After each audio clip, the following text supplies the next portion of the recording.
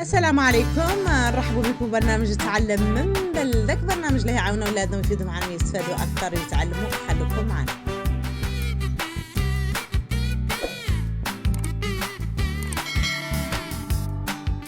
أهلا بكم من جديد وحصة جديدة للمستوى الثالث ابتدائي اللي هي الحصة الثانية معنا بعد أن تعرفنا على الأعداد من 0 إلى 999. نتطرق اليوم إلى قياس الأطوال بعد أن تعرفنا عليه في المستوى الثاني، إلا أننا في المستوى الثالث نحاول على أن نقبضوه بصفة مفصلة أكثر. إذا لاحظوا معايا هم عندي قياس الأطوال باستخدام أو عفوا المتر نستخدموه في قياس الأطوال الكبرى، وبمثال الباب، وعندي العمارة، وعندي أحمد كإنسان، يعني طول الإنسان أعطينا عنه أحمد. ركز معايا زين ونقول على أن المتر نرمزوله بالعلامة الأجنبية بالآن والعلامة العربية بالميم. المتر قلنا على أنه نقيسوا به الأمور الأطول، الأمور الأطول لأنه خارجة مسائل هذه هما اللي نقيسوها، اللي هي تعود أطول من هذا وأكبر منهم مسافة نقيسوها بالكيلومتر والزن اللي تعرفوا عليه. يعني بعد هذه الأمور اللي هي خاصة نقيسوها لا بالمتر، واللي انتم تعرفوه وقاعد تشتوه عند بلادكم، عند خيام أهلكم يقيسوا به هم البنايات، يعدوا به هذا كل المصوات، يعدوا به البنايات وذيك المسائل. إذا المتر يستخدم لأطوال كبرى كيف الباب، كيف العمارة، كيف أحمد، ورمزه هو الآن باللغة الأجنبية ومين باللغة العربية. قيسوا معايا السنتيمتر. السنتيمتر هو جزء من المتر، والسنتيمتر نقيسوا به أطوال أصغر لأنه هو ما نقدو نستخدموا المتر في قياس مثلا مشط ولا في قياس كاس. لذلك لاحظوا معايا منين نجبروا السنتيمتر؟ نجبروه عادة في المسطرة بمثال، لأنه ركز معايا المسطرة لما يخرصها التلميذ، خلاص المسطرة يطرحها بين يديه ويخرصها، يجبر على أن فيها جزيئات اللي هي المليمتر. المليمتر هو جزء أصغر من السنتيمتر، أما الخطوط الحمراء فهي عبارة عن السنتيمتر. إذا لقياس أطوال أصغر نستخدم السنتيمتر، ويرمز له بسنتيمتر اللي هي سي آم باللغة الأجنبية ولا سين ميم باللغة العربية. إذا السنتيمتر والمتر، المتر للباب والعمارة وأحمد وإلى غير ذلك من هذا النوع من الأطوال اللي هي تعود أطول من كاس وشي صغير ذنبته. وأما السنتيمتر فنستخدموه للمشطة، للكاس، مثلا للحكامة اللباس، هذه المسائل اللي هي صغيرة نعرف طولها وشنو هو نستخدم معها السنتيمتر، لأن السنتيمتر هو جزء من المتر.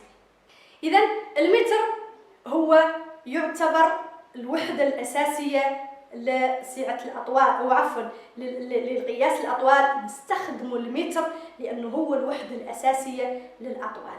عندي هون تعرفنا على المتر ليش يخدم، كيفاش نستخدمه، وشنهي رموزه باللغة الأجنبية ورمزه باللغة العربية.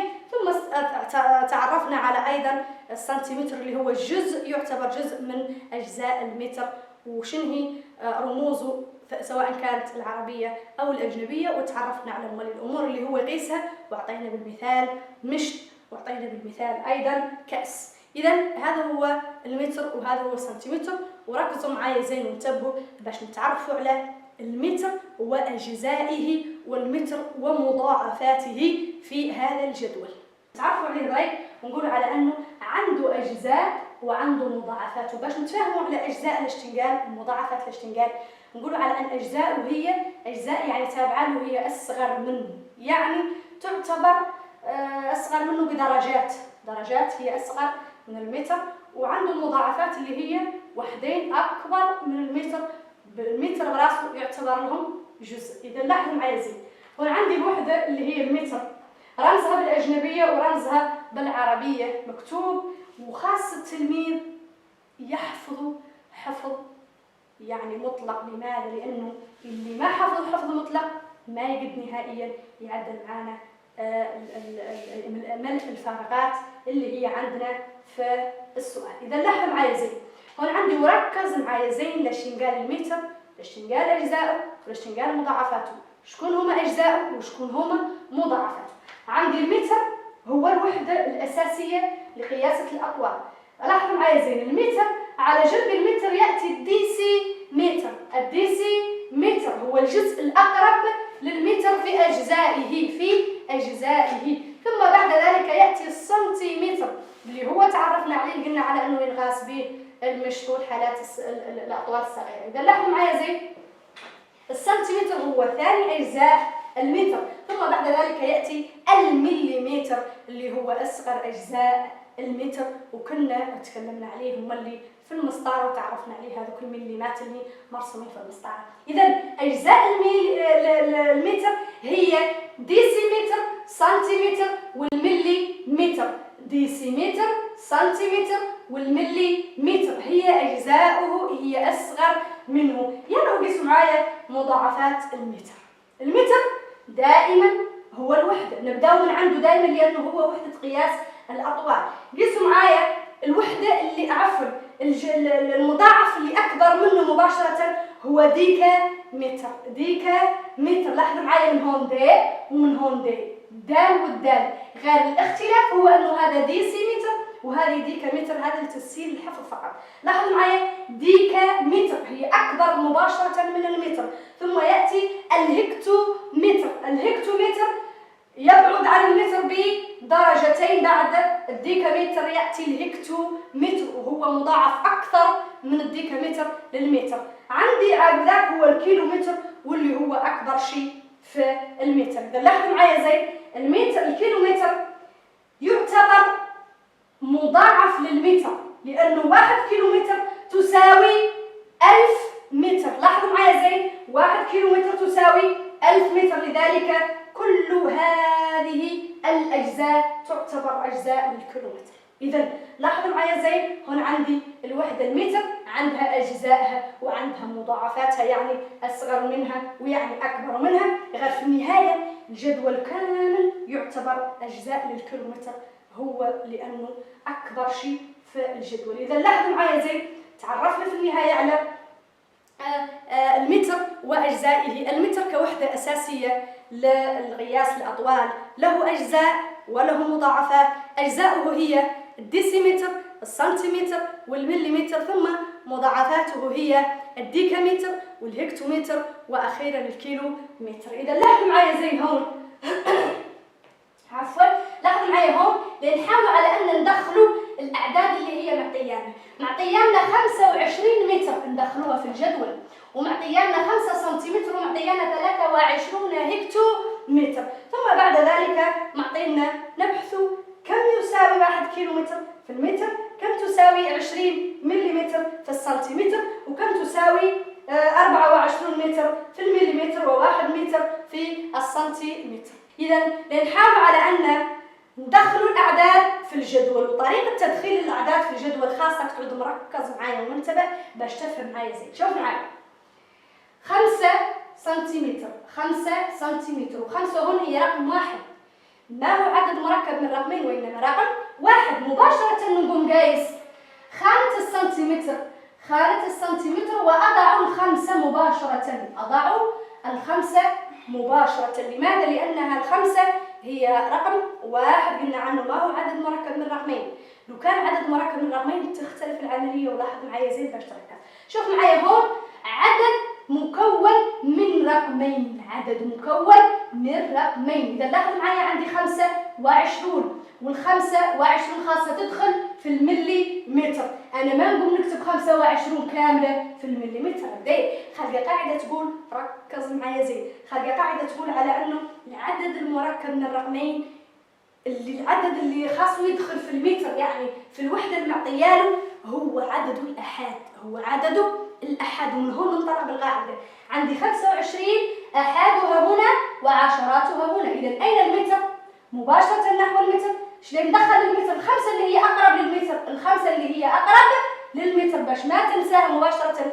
عندي 5 هي الأقرب للمتر، إذا أضع الخمسة في المتر ثم الاثنين في الديكامتر. غير نجي نقرا العدد هون نقول على أنه 25 متر، ولا نقول ديكامتر، نقول 25 متر، لأن القاعدة ايش تقول؟ نعاودوها، 25 عدد الآحاد هو اللي يطرح في الوحدة اللي قدامه والوحدة اللي قدامه، إذا 5 هي الأقرب للمتر.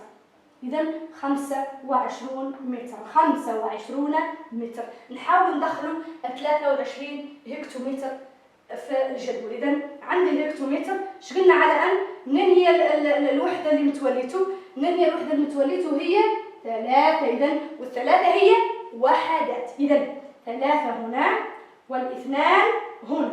ومنين نجي نقراها نقول هذه 23 هكتومتر، هذه 23 هكتومتر. إذا هذه هي الطريقة اللي خاصنا ندخلوا بها الأعداد في الجدول منين تنعطانا. والله هذه هي الطريقة اللي قد نقرا بها الأعداد من الجدول ونكتبها هون، نخلص مباشرة.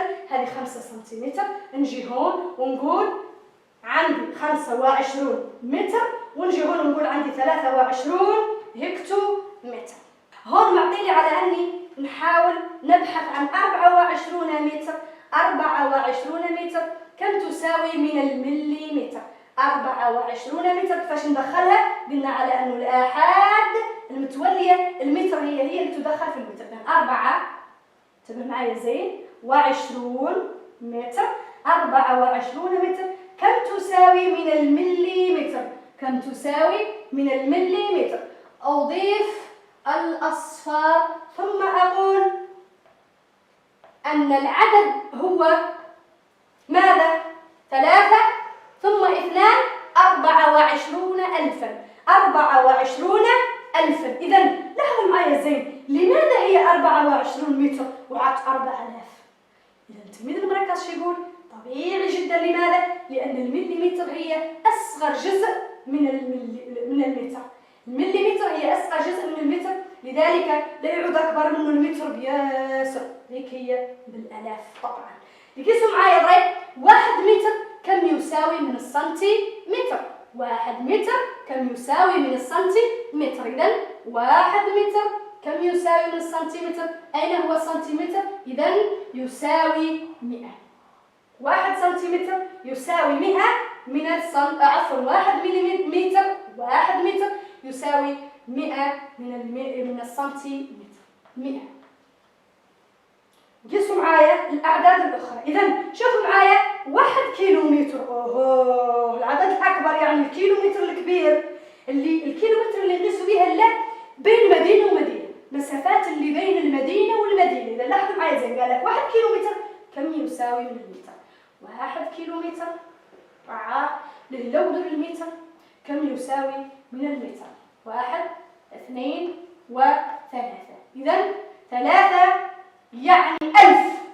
1 كيلومتر يساوي 1000 من المليمتر، يساوي 1000 من المتر. 1000 من المتر. 1 كيلومتر يساوي 1000 من المتر. خالد نوع من الأطفال يحفظ كم من بين الكيلومتر والمتر، ويحفظ كم من بين المتر والمتر، وعاد ذاك مات لا يحتاج إلى الجدول. قال الجدول ضروري جدا تحفظوه. إذا قيسوا معايا 20 مليمتر. 20 مليمتر كم يساوي من السنتيمتر؟ 20 مليمتر قلنا على أن عدد الآحاد ينطرح في المليمتر، ثم بعد ذلك أضع الاثنين في السنتيمتر. إذا كم يساوي 20 مليمتر؟ كم تساوي من السنتيمتر؟ تساوي كم؟ 2. تساوي 2. لاحظوا معي زين.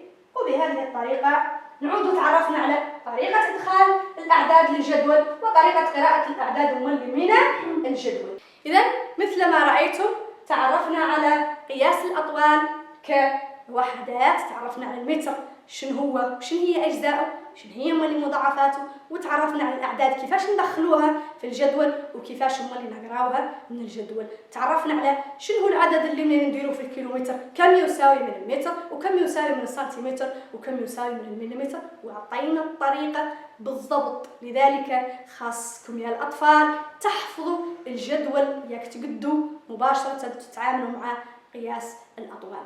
وإلى حلقة قادمة بحول الله.